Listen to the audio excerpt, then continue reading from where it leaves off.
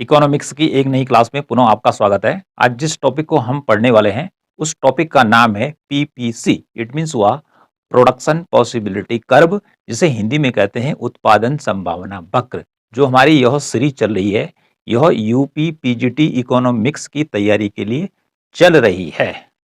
जो हम पढ़ा रहे हैं इसको हम बहुविकल्पीय कौन कौन से इंपॉर्टेंट प्रश्न बन सकते हैं, इसको हम भेज रहे हैं टेलीग्राम पर। टेलीग्राम का जो लिंक है वो नीचे डिस्क्रिप्शन बॉक्स में दिया गया है। आप टेलीग्राम पर जाकर हमसे जुड़ सकते हैं।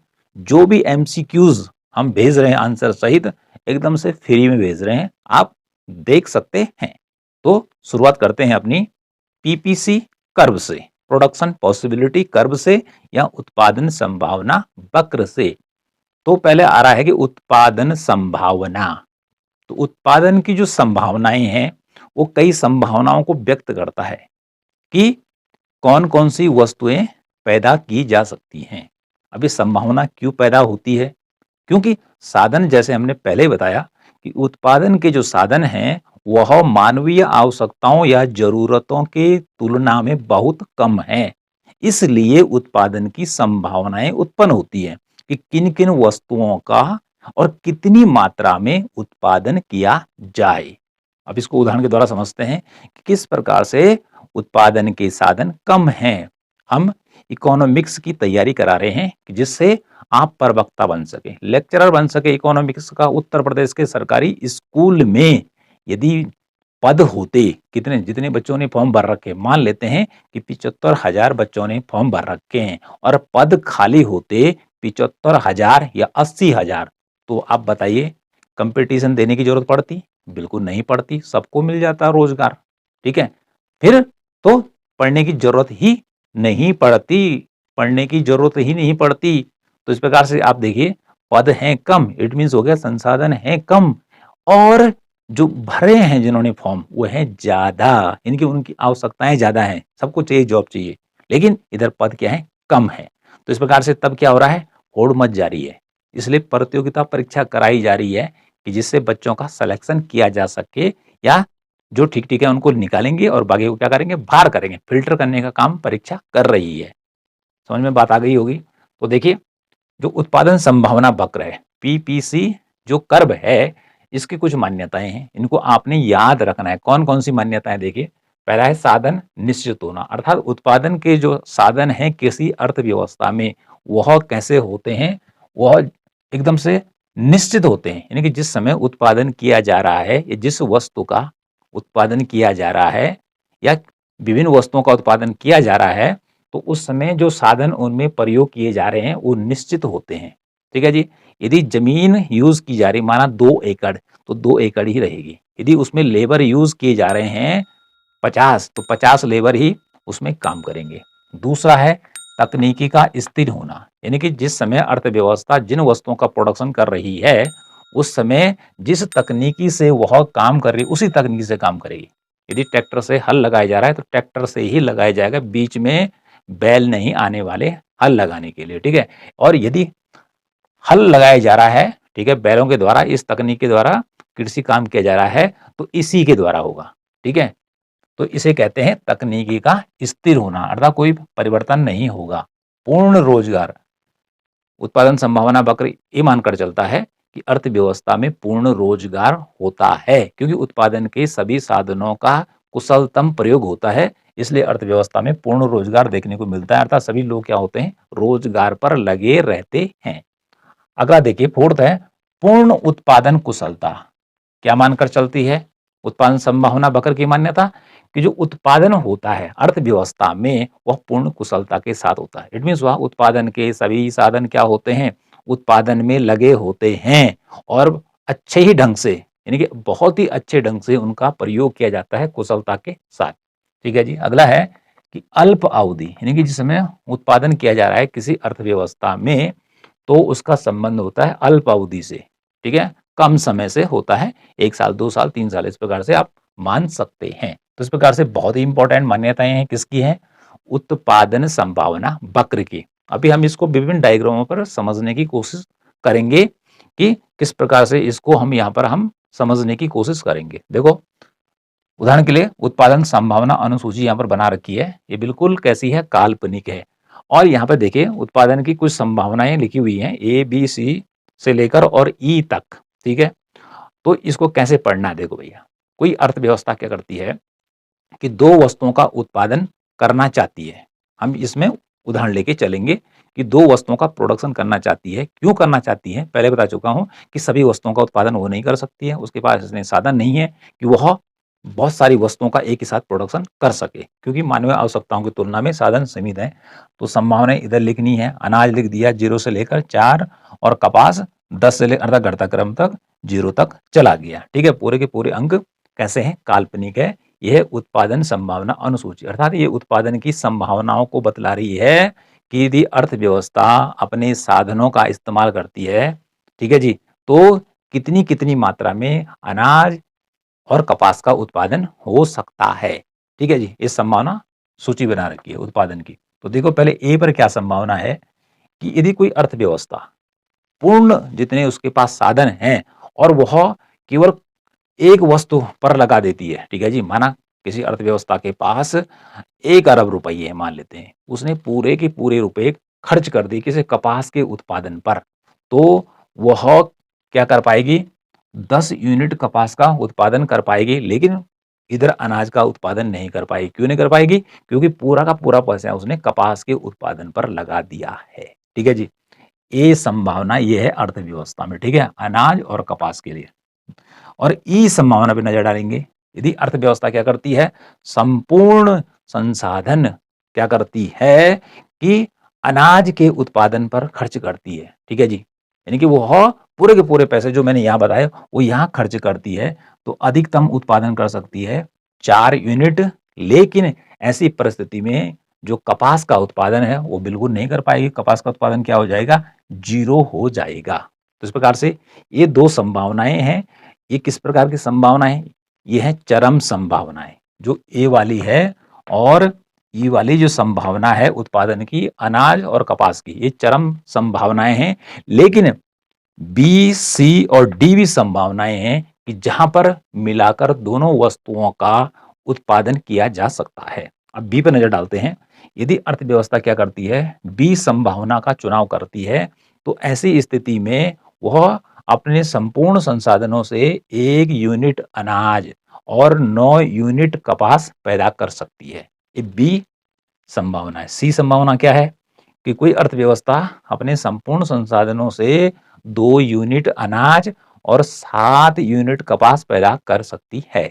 ये सी संभावना। डी पर है कि 3 यूनिट अनाज की और 4 यूनिट कपास का उत्पादन कर सकती है, ठीक है जी। तो इस प्रकार से देखिए ए से लेकर ई कॉम्बिनेशन दे रखे हैं, दो तुमने ए वाला बता दिया, ये बता दिया, ये चरम संभावनाएं हैं।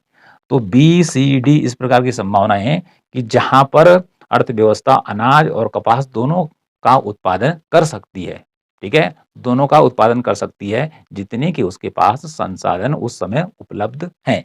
फिर नजर डालनी है, देखिए जैसे यहां से 1 2 3 4, तो यहां से क्या हो रहा है, ये घटते क्रम में है, ठीक है, ये बढ़ते क्रम में है। इट मीन्स हुआ यदि अर्थव्यवस्था क्या करती है, ठीक है, बी से सी की ओर बढ़ती है, ठीक है जी। बी पर तो क्या है, 1 और 9 का है, लेकिन जैसे इस सी की तरफ बढ़ती है तो अनाज की मात्रा क्या होती है, 1 की जगह 2 बढ़ानी पड़ती है, ठीक है, 2 यूनिट हो गया। लेकिन कपास की मात्रा को 9 की जगह 7 अर्थात 2 यूनिट घटाना पड़ता है। इट मीन्स हुआ कि यदि अनाज के उत्पादन को बढ़ाना है तो कपास में जो संसाधन लगाए जा रहे हैं उनकी मात्रा को कम करना पड़ेगा, उनका त्याग करना पड़ेगा, तभी जाके अनाज के उत्पादन को बढ़ाया जा सकता है। ये बात क्लियर हो गई। या इसी को उल्टा ही पढ़ सकते हैं, यदि हमने यहाँ से शुरू कर दिया डी से और इधर से ऊपर की ओर चले तो अर्थव्यवस्था यदि क्या करती, कपास के उत्पादन को बढ़ाना चाहती है कि 4 की जगह 7 करना चाहती है, तो इधर फिर क्या होगा, अनाज का उत्पादन जो था वो 3 की जगह 2 हो जाएगा, घट जाएगा। यदि कपास के उत्पादन को बढ़ाते हैं तो क्या होगा, अनाज का उत्पादन घटाना पड़ेगा, और अनाज के उत्पादन को बढ़ाते हैं तो कपास का उत्पादन क्या करना पड़ेगा, घटाना पड़ेगा, ठीक है। तो इसे अवसर लागत के रूप में भी जाना जाता है कि जब क्या करते हैं, एक को घटाते हैं और अगले को बढ़ाते हैं। इट मीन्स हुआ जिसको घटाते हैं उसका त्याग करना पड़ता है, उसकी मात्रा को घटाना पड़ता है, जब उसको घटाएंगे तभी जाके अगला क्या होगा, बढ़ेगा, क्योंकि संसाधन क्या है, पहले से बता रहा हूं कि कम है, भूमि, श्रम, पूंजी, साहस, ये चीजें सारी कम है मानवीय आवश्यकताओं की तुलना में। तो ये तो एक क्या होगी, उत्पादन संभावना अनुसूची हो गई। इसको आप बना लेंगे और इस प्रकार से इसको पढ़ा जाएगा। अब आता है, इसी को हम डायग्राम पर दिखाएंगे। ये वाला डायग्राम इसके लिए है, हमने दो अक्ष ड्रॉ किए, एक्स अक्ष पर लिखा हुआ अनाज ये वाला, और वाई अक्ष पर लिख दिया हमने कपास। ठीक है जी। तो अनाज कितना है, 0 से लेकर 4 तक है, तो ये 0 हो गया। ठीक है, 1 2 3 4 बराबर दूरी पर आप क्या कर लेंगे, 1 2 3 4 को बांट लेंगे। ठीक है, पटरी की सहायता से, माना कि 2 सेंटीमीटर 2 सेंटीमीटर 2 सेंटीमीटर मान के चलो, 1 1 सेंटीमीटर को भी हम ले सकते हैं। और इधर देखिए अधिकतम है 10 और न्यूनतम है 4, तो हमने कर दिया यहाँ से 4 7 9 10 इस प्रकार से बना रखा है। अब देखिए इसी चीज को हम दिखाना चाहें कि ए कम्बिनेशन है। ठीक है जी, तो ए पर क्या है, ए कम्बिनेशन इट मीन्स हुआ अनाज का उत्पादन होगा 0। ठीक है, तो अनाज का उत्पादन कितना हो जाएगा, 0, तो 0 तो यहीं पर है। ठीक है, तो ऐसी स्थिति में कपास का उत्पादन होगा 10, तो यहाँ पर 1 पॉइंट लगेगा। ठीक है जी, 1 पॉइंट यहाँ पर लगेगा। इट मीन्स हुआ कि अनाज का उत्पादन होगा 0 और केवल कपास का उत्पादन हो जाएगा अधिकतम 10 यूनिट, जब अर्थव्यवस्था पूरे संसाधनों का यूज किसके उत्पादन पर कर लेती है, कपास के उत्पादन पर कर लेती है। तो ऐसी स्थिति में अनाज का उत्पादन 0 हो जाएगा। दूसरी स्थिति हमने बताया था, यदि अर्थव्यवस्था क्या करती है, यहाँ पर लिखा हुआ ई कम्बिनेशन, यहाँ पे देखिए कि वो अनाज के उत्पादन पर पूरा खर्च कर देती है, तो 4 यूनिट पैदा होंगी ई वाले पॉइंट पर। लेकिन ऐसी स्थिति में कपास का उत्पादन 0 हो जाएगा, यहाँ पढ़ा जाएगा। ठीक है जी, लेकिन इसी के बीच बी सी डी इस प्रकार के विकल्प दे रखे हैं कि जहां पर कपास और अनाज का दोनों मिलाकर उत्पादन किया जा सकता है, क्योंकि आदमी को या अर्थव्यवस्था को मान के चलते हैं कि दोनों वस्तुओं की जरूरत है। ऐसा तो है नहीं कि कपास ही कपास पैदा करे और कपड़ा ही कपड़ा पहनना है और खाना नहीं है। तो व्यक्ति को पहनने के लिए कपड़ा भी चाहिए, ठीक है जी, और खाने के लिए अन्न भी चाहिए। तो इस प्रकार से हमने कैसे बना रखा है, देखो भाई, 1 के सामने 9, ठीक है, ये 1 हो गया, ये 9 हो गया। इधर से हमने इसको यहाँ नीचे ड्रॉ कर दिया। सी संभावना क्या, 2 के सामने 7, यह 2 और इधर से 7, इसको नीचे खींच दिया। डी के सामने क्या, 3, ठीक है, ये 3 है और इधर 4 है, इसको नीचे खींच दिया।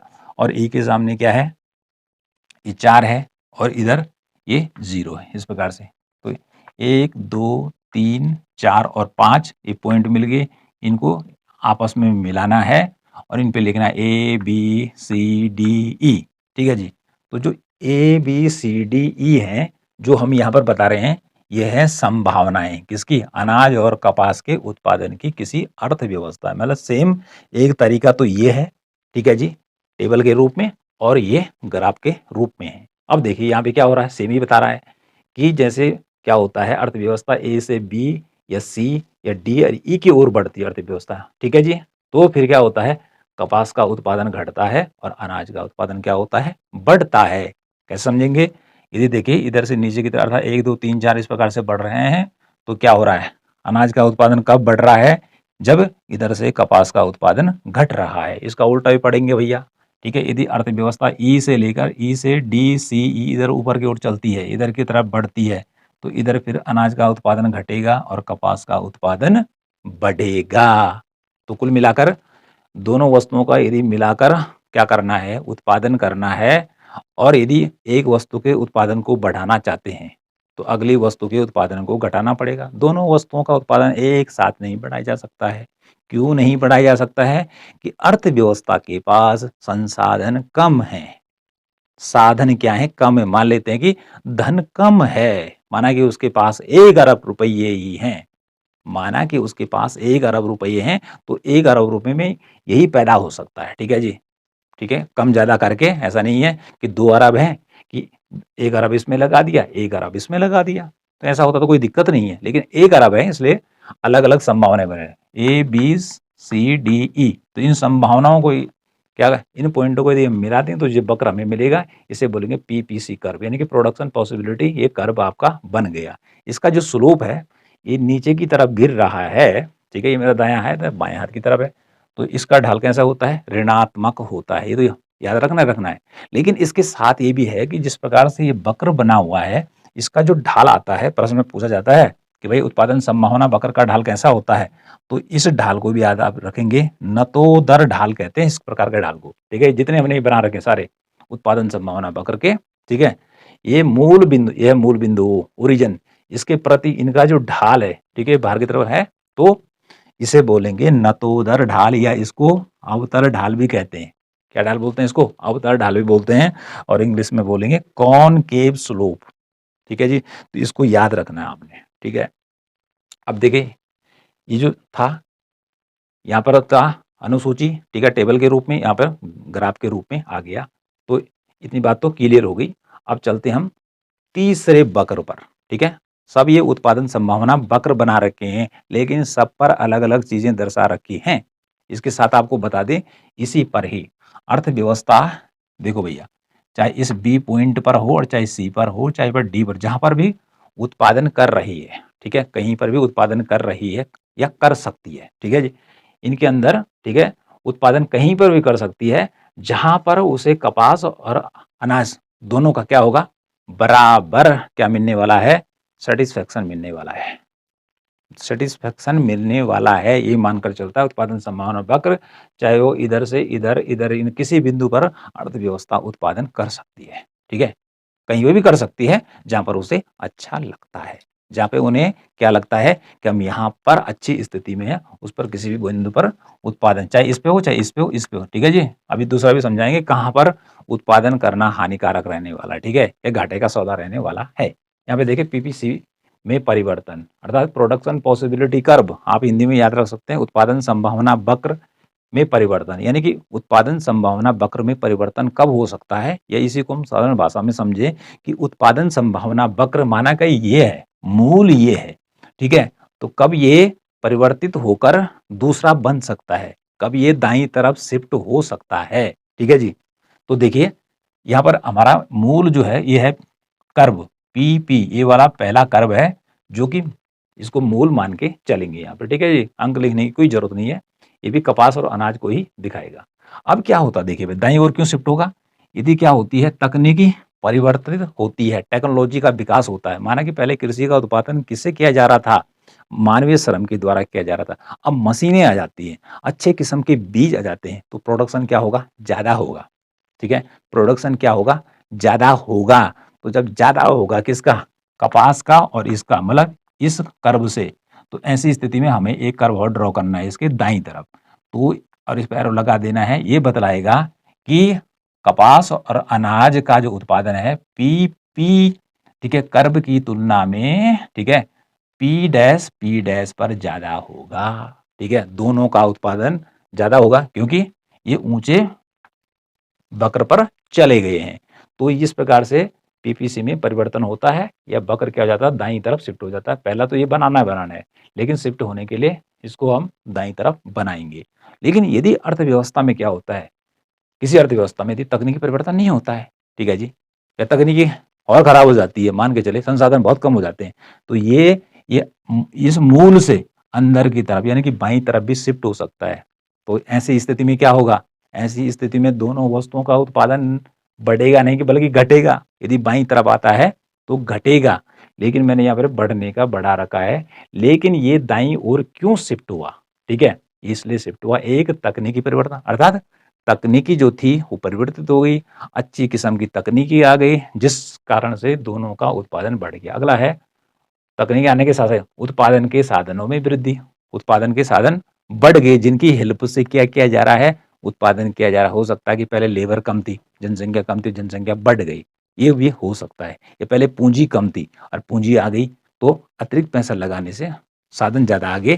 ठीक है जी, तो ये दो कारण है जिससे कि क्या होता है, मुख्य रूप से यहाँ पर देख लें कि जो हमारा उत्पादन संभावना वक्र है वो दाईं तरफ शिफ्ट हो जाता है। ये तो मेरा तीसरा था। अब हम दूसरे की भी चर्चा कर लेते हैं। ठीक है जी, पहले मैंने तीसरा ही बता दिया।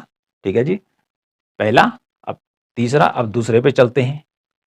सेम वही है, ठीक है, लेकिन हमने अंक नहीं लिखे हैं। ये यहाँ देखिए, ये पी का मतलब है प्रोडक्शन पॉसिबिलिटी कर्व। ठीक है जी, इस प्रकार से है। अब देखिए इसमें हम क्या मान के चल रहे हैं कि अर्थव्यवस्था जिन संसाधनों का इस्तेमाल कर रही है, मान्यता में पूर्ण उत्पादन कुशलता के साथ उत्पादन किया जा रहा है। ठीक है जी, किया जा रहा है। अब माना कि अर्थव्यवस्था क्या नहीं कर रही है, पूर्ण कुशलता के साथ अपने पास जो साधन है, उसके पास भूमि है, श्रम है, पूंजी है, साहस है, उसका सदुपयोग सही ढंग से नहीं कर रही है, तो फिर क्या कंडीशन हो सकती है? देखो भैया, ये तो है ये वाला, ठीक है जी। चाहे इसको अब मैंने नए नाम लिख दिए QRS।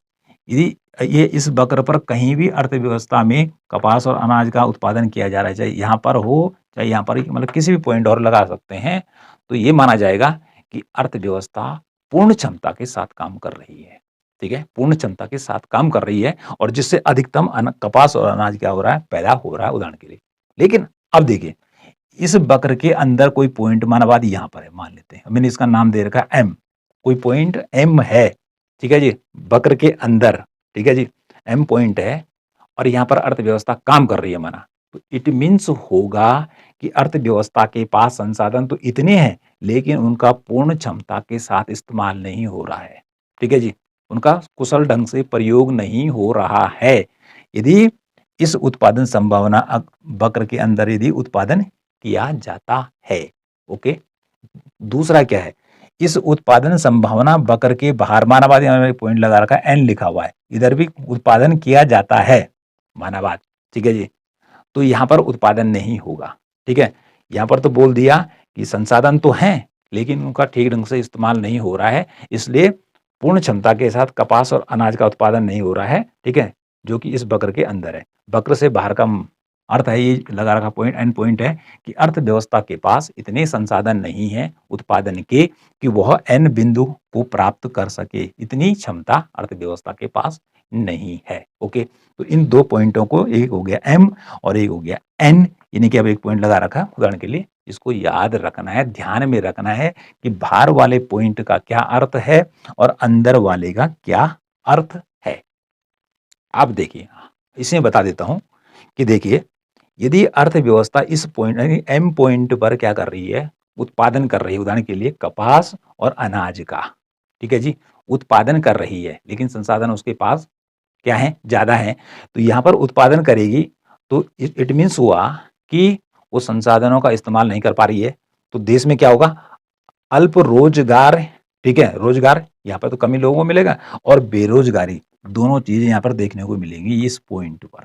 ठीक है जी, ये दिखाएगा उत्पादन संभावना वक्र कि देश में क्या है, अल्प लोगों को कम रोजगार मिला है और बेरोजगारी ज्यादा है। तो ऐसी स्थिति में कोई अर्थव्यवस्था क्या कर सकती है अपना विकास करने के लिए? अब देखिए, क्योंकि इधर से तो किसी भी पॉइंट, चाहे यहाँ पे है चाहे यहाँ पे है, लेकिन हमने उदाहरण के लिए इधर इधर को आपने एक रेखा खींची, एक हो गया S, इधर से एक रेखा खींची, हो गया R और यहाँ से हो गया Q।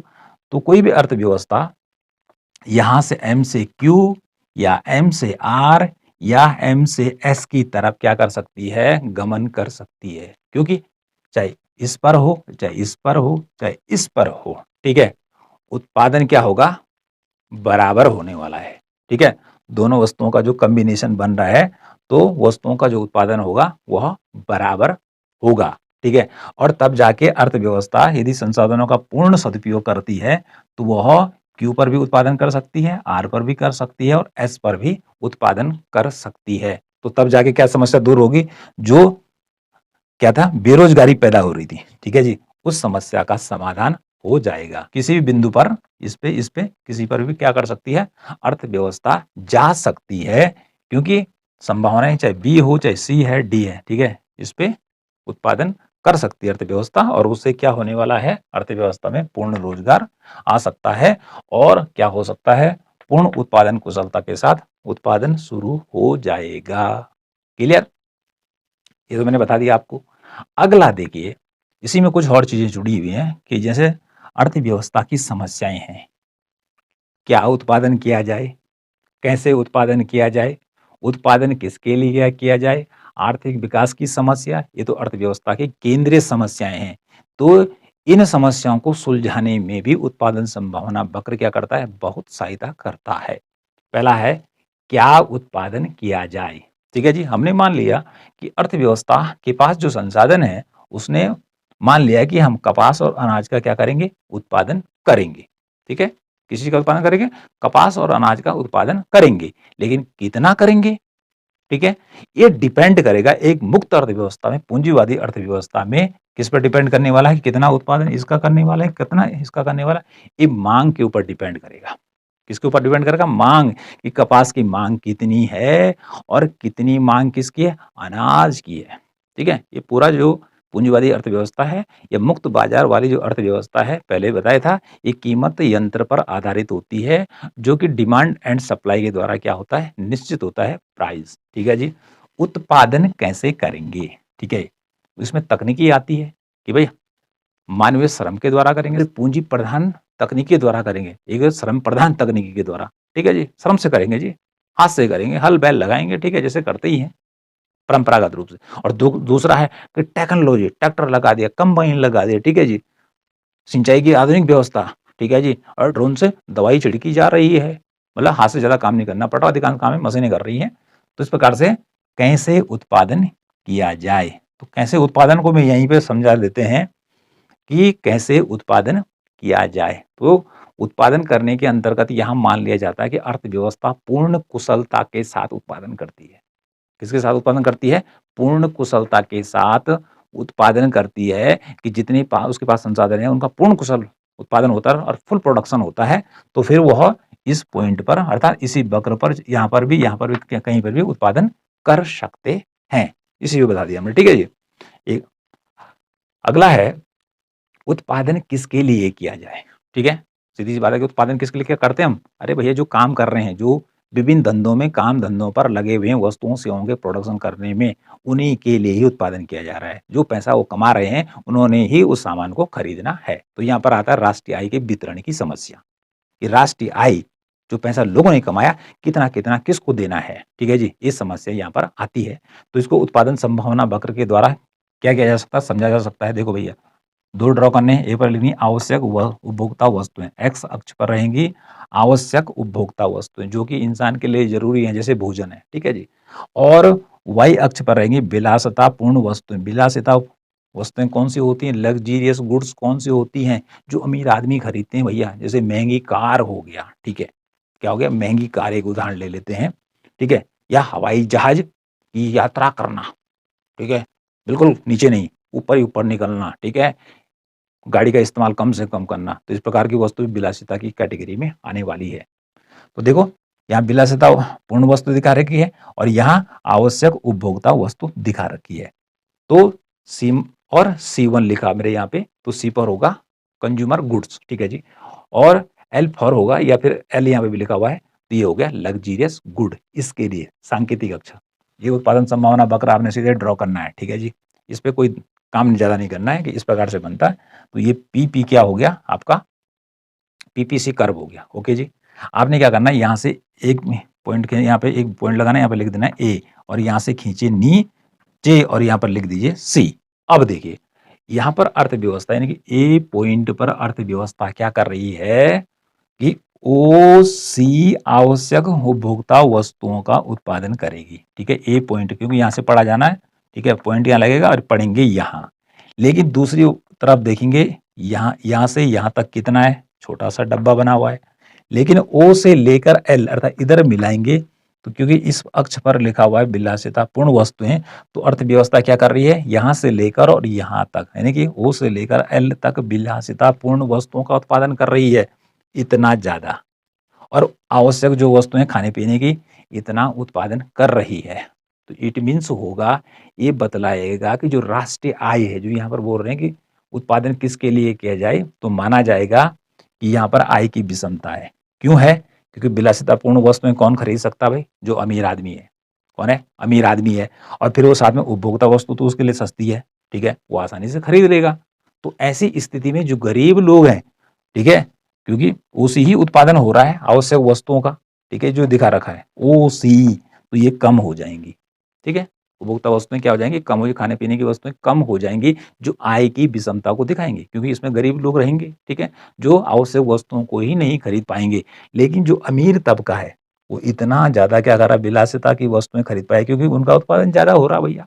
ठीक है, उनका उत्पादन ज्यादा हो रहा है, तो ये आय की विषमता को दिखाएगा, क्योंकि यहाँ पर उपभोक्ता वस्तुएं कम बढ़ रही है। अब आय की जो विषमता, अगला पॉइंट लेते हैं बी का। यहाँ पे बी बिंदु लगाना है, यहाँ से एक खींचना है, यहाँ से। अब देखिए, अब यहाँ से लेकर यहाँ पर आए, इस पॉइंट पर इधर मिलाया। अब क्या किया? विलासितापूर्ण वस्तुओं का उत्पादन कर दिया कम। ठीक है। अब ये क्या L से घटकर L1 हो गया, तो कुल मिलाकर हम कहेंगे OL1 यदि क्या करती है, विलासिता वस्तुओं की कोई अर्थव्यवस्था उत्पादन करती, कार का उत्पादन करती, हवाई जहाज का उत्पादन करती है, ठीक है जी।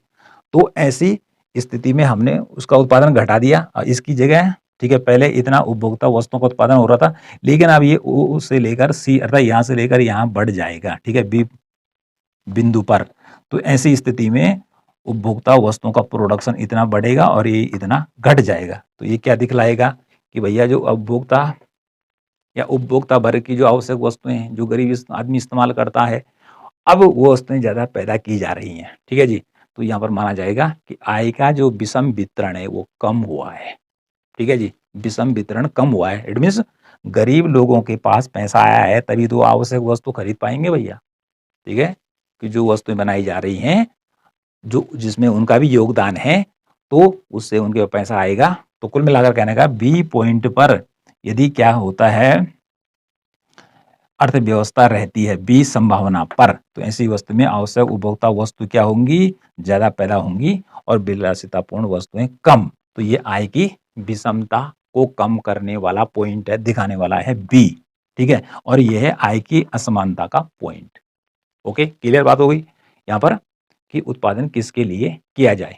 तो उत्पादन में दो बातें आएगी, एक तो आय की विषमता हो गई और एक ही समानता हो गई, कि एक पक्ष में तो हो गया भैया अमीरी वर्ग को फायदा हो रहा है, दूसरे पक्ष में ये हो गया कि अब गरीब वर्ग को भी फायदा हो रहा है, तो अमीर को तो होगा ही होगा भैया, क्योंकि वो अंतर इतना होगा कि उसके लिए लग्जरियस गुड्स कम हो जाएंगी, ठीक है, और और ये आवश्यक जो वस्तुएं हैं वो तो प्रचुर मात्रा में खरीद सकता है। ओके जी, इतनी बात क्लियर। अगला देखिए, अगली समस्या रहती है आर्थिक विकास की समस्या, अर्थात देश का विकास कैसा करना है। ये पांचवा हमारा डायग्राम है, सेम वही है, ठीक है, करना है, एक इधर खींचना है। अब देखिए भैया, अब हमने यहाँ पर लिखा है विलास, अब यहाँ पर उल्टा कर देना, उपभोक्ता वस्तु, और इधर लिखना है पूंजीगत वस्तुएं।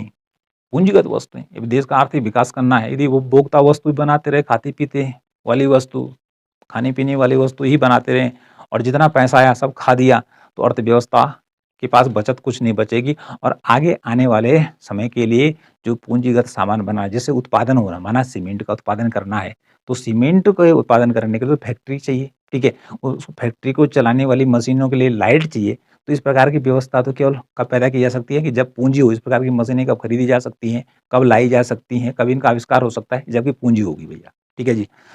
तो पूंजीगत वस्तुओं और उपभोक्ता वस्तुओं की यहाँ पर तुलना कर रखी है उत्पादन संभावना वक्र पर। अब जो ये के है, ये हमारा पूंजीगत वस्तुओं को दिखाएगा, ठीक है, कैपिटल गुड्स को दिखाएगा, और इधर हमारा सी जो है ये कंज्यूमर गुड्स को दिखाएगा। अब देखिए उत्पादन संभावना वक्र तो सीधे बनाना है, यहाँ पर एक पॉइंट खींचना है, इसको नीचे ड्रॉ करना है, यहाँ पर के लिखना है, इधर खींचना है, यहाँ सी लिखना। अब देखिए भाई, यदि ओ के पहले मान लेते हैं कोई अर्थव्यवस्था ओ के क्या कर रही है, पूंजीगत वस्तुओं का उत्पादन कर रही है, देखो केवल मात्र इतना उत्पादन कर रही है, ओ से लेकर के, ठीक है जी, इतना कर रही है। लेकिन उसी समय इस ए बिंदु पर यहां से लेकर और सी तक वो क्या कर रही है, उपभोक्ता वस्तुओं का उत्पादन कर रही है, ठीक है जी।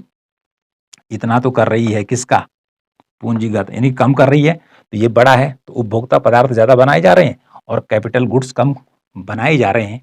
तो अब यदि क्या करती है अर्थव्यवस्था, अपना विकास करना चाहती है, ठीक है, विकास करना चाहती है, तो अब क्या करना पड़ेगा भैया, उपभोक्ता वस्तुओं का प्रोडक्शन कम करना पड़ेगा। इट मीन्स हुआ कुछ उपभोक्ता वस्तुएं कम करनी पड़ेंगी, इट मीन्स हुआ उपभोग कम करना पड़ेगा और बचत ज्यादा करनी पड़ेगी। ओके जी। अब अर्थव्यवस्था क्या करती है, विकास के लिए उपभोक्ता वस्तुओं का प्रोडक्शन कम करती है और इस बी पॉइंट पर उत्पादन करती है, तो इसको यहाँ मिलाना है, इसको यहाँ मिलाना है। तो देखो यहाँ से लेकर यहाँ तक अब उपभोग क्या होगा, घटाया जाएगा, ठीक है, सी से C1 तक, कुल मिलाकर अब OC1 उपभोक्ता वस्तुएं जब बनेंगी, तो उसके बाद जो साधन बचेंगे वो कहाँ खर्च होंगे, वो बढ़ जाएंगे यहाँ से लेकर यहाँ तक। तो इस प्रकार से के से लेकर K1 के बीच पूंजीगत वस्तुओं का ज्यादा उत्पादन होगा, पूंजीगत वस्तुओं का ज्यादा उत्पादन होगा बी पॉइंट पर, ठीक है जी। तो इससे क्या होगा, देश का आर्थिक विकास होगा, अर्थव्यवस्था आगे की ओर जाएगी। और जब पूंजीगत वस्तुएं बनेंगी तो इट मीन्स ये थोड़ी है कि उपभोक्ता वस्तुएं तब नहीं बनेंगी, बल्कि पूंजीगत वस्तुओं के बनने से आय, उत्पादन और रोजगार का क्या होगा, ज्यादा सृजन होगा, ज्यादा अवसर पैदा होंगे और फिर उसके बाद उपभोक्ता वस्तुएं क्या होंगी, और ज्यादा पैदा होंगी, ठीक है जी। तो इस प्रकार से इकोनॉमी आगे की तरफ ग्रो करने वाली है, ठीक है जी। तो इस प्रकार से अर्थव्यवस्था को यदि क्या करना है, पूंजी निर्माण एवं आर्थिक विकास की मैंने बात की, तो पूंजी का निर्माण करना पड़ेगा। तो पूंजी का निर्माण कब होगा, जब पूंजीगत वस्तुएं आप बनाएंगे, ठीक है जी। तो इट मीन्स ये हुआ कि आपको उपभोक्ता वस्तुओं का जो पहले ओ से लेकर सी एक बिंदु पर उत्पादन करना पड़ रहा, तो बी पॉइंट पर अर्थात बी पॉइंट पर जो उत्पादन की संभावना है वो क्या है कि ज्यादा के से K1 पूंजीगत वस्तुओं का उत्पादन होगा, जबकि उस समय OC1 मतलब यहां से लेकर यहां तक इतना सा छोटा जो डब्बा दिखा रहा है वो उपभोक्ता वस्तुएं बनेंगी। तो इस प्रकार से अर्थव्यवस्था का विकास करना है, यानी कि पूंजी निर्माण ज्यादा करना है, ठीक है, तो हमें उपभोक्ता वस्तुओं का क्या करना पड़ेगा, प्रोडक्शन कम करना पड़ेगा। ये बतला रहा है कौन, ये प्रोडक्शन पॉसिबिलिटी कर्व, ठीक है जी, ये चौथे नंबर का है। अब अगला देखिए, अगले की ओर बढ़ते हैं। यह भी बना रखा मेरा, ठीक है जी, यह भी बना रखा, इसको समझना है, सब एडवांस लेवल का है। अगला देखिए कि अर्थव्यवस्था किस प्रकार से विकास कर सकती है। यहाँ पे दो चीजें दिखा रखी है, एक तो है पूंजी निर्माण की इस वाले में निम्न दर है, ठीक है, इसी को और ज्यादा समझाया गया है यहाँ पर। तो पूंजी निर्माण की क्या है, या हम कह सकते हैं आर्थिक विकास की दर यहाँ पर कम दिखा रखी है और यहाँ पर ज्यादा दिखा रखी है। तो यहाँ पर पहले कम को समझते हैं, और यदि ज्यादा करनी है तो क्या करना पड़ेगा, जो मैंने यहाँ पे समझाया आपको, इसी को समझ लेते हैं। देखो भैया, इस अक्ष के लिए है उपभोक्ता वस्तुएं और इसके लिए है पूंजीगत वस्तुएं, और यहाँ पर लिखना है पूंजी निर्माण की निम्न दर। ये निम्न दर को दिखा रहा है। यहाँ पर भी सेम वही है, उपभोक्ता वस्तुएं यहाँ पे लिखा जाएगा, मेरा लिखा नहीं है, आप लिख लेंगे, और यहाँ पर पूंजीगत वस्तुएं यहाँ पे लिखा जाएगा, और पूंजी निर्माण की जो दर है यहाँ पर क्या होगी, अधिक होगी इसकी तुलना में, ठीक है। अब क्या करना, देखो भाई, 1 2 3 4, ये 4 क्या है, प्रोडक्शन पॉसिबिलिटी कर्व है, इनको आपने ड्रॉ कर देना है, ठीक है जी। यहाँ पे मेरा लिखा है अभी, जैसे ये P है, P1 P2 P3, ठीक है जी। इसी प्रकार से देखिए P, ये पूरा पढ़ लेंगे इसको, P1 P1 P2 P2 P3 P3, इस प्रकार से ये कितने उत्पादन संभावना वक्र बना रखे हैं, 1 2 3 4, जो क्या है दाईं तरफ क्या है, सरक रहे हैं, ठीक है जी। और यदि हमने यहाँ से इधर की ऊपर की तरफ अर्थात इधर की तरफ ये रेखा खींच दी, जिसपे मेरा लिखा है GOG रेखा, तो इस रेखा का आप देखेंगे अधिकांश जो हिस्सा है इधर का खाली है और ऊपर की तरफ है, ठीक है, इधर को कवर कर रहा है। तो इस भाग में नजर डालनी है, तो जो ये दिखा रहा है यहाँ पर, इसको हम नजर डालेंगे। तो पहले हम यहाँ पे इस पॉइंट 1 नंबर पर देखेंगे, ठीक है जी। तो 1 नंबर के आगे आपने लिखना है A1, ठीक है, यहाँ पर A2 A3 A4 मैंने नहीं लिखा, जगह कम है। तो पहले यदि हम A1 पर नजर डालते हैं तो ओके क्या हो रहा है, पूंजीगत वस्तुएं बनाई जा रही हैं, और ओ सी क्या है, इस उत्पादन संभावना वक्र के A1 पॉइंट पर ओ से लेकर सी जो है उपभोक्ता वस्तुएं बनाई जा रही हैं, ठीक है। अब अर्थव्यवस्था अपना विकास करना चाहती है, ठीक है, तो ऐसी स्थिति में क्या होगा, उत्पादन संभावना वक्र दाईं तरफ सरकेगा, ठीक है जी, दाईं तरफ सरकेगा, ये भी सरकेगा, ये भी मतलब ज्यादा बना रखें, तो जिससे कि ये दिखाया जा रहा है कि पहले की तुलना में, इसकी तुलना में उत्पादन यहाँ पर ज्यादा है, यहाँ पर ज्यादा है, यहाँ पर ज्यादा है, लेकिन यहाँ पर क्या बताया जा रहा है कि ज्यादा हो तो रहा है, लेकिन यहाँ पे इसको मैं यहाँ यदि यहाँ नीचे मिलाऊं, ठीक है जी, और इसको यहाँ मिलाऊं, तो सबको देखने से ये प्रतीत हो रहा है कि जो पूंजीगत वस्तुएं हैं, ठीक है जी, वह इस भाग में ज्यादा होना चाहिए इसका झुकाव, ठीक है जी, तो लेकिन इसका झुकाव तो इधर है। तो यहाँ पर उपभोक्ता वस्तुओं का जो हो रहा है प्रोडक्शन वो ज्यादा हो रहा है, ठीक है जी, और पूंजीगत वस्तुओं का कम उत्पादन हो रहा है। तो इट मीन्स हुआ कि यहाँ पर जो विकास की दर है प्रतिवर्ष, मान लें इसको इसको इसको जोड़ के एक लाइन खींच दी जाए, तो मान लेते हैं कि यहाँ पर विकास की दर 2% है, ठीक है जी, विकास की दर 2% है। क्यों है, क्योंकि उपभोक्ता वस्तुओं का उत्पादन ज्यादा हो रहा है, जबकि पूंजीगत वस्तुओं का, जिससे कि फिर अगले चरण में क्या होना है, वस्तुओं का उत्पादन होना है, मशीन चाहिए, इसमें रोड चाहिए, विभिन्न प्रकार की सर्विस आती पूंजीगत वस्तुओं में, ठीक है जी, तो उसका उत्पादन कम हो रहा है, तो इसलिए पूंजी निर्माण की दर जो है वो कम है, ठीक है जी।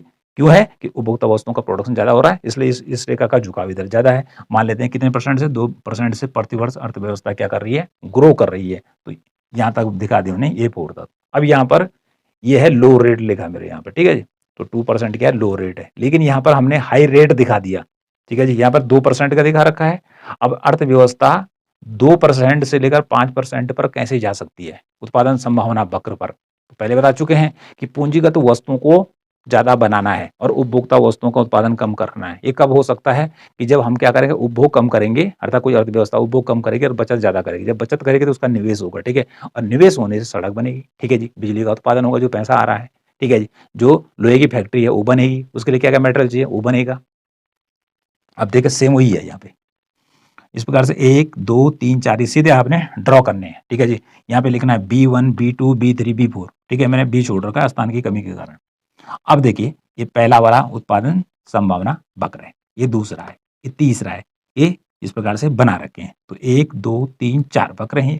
पहले पे P अगला P1 P2 P3 P3, ये क्या है, प्रोडक्शन पॉसिबिलिटी कर्व है, सेम यहाँ की तरफ।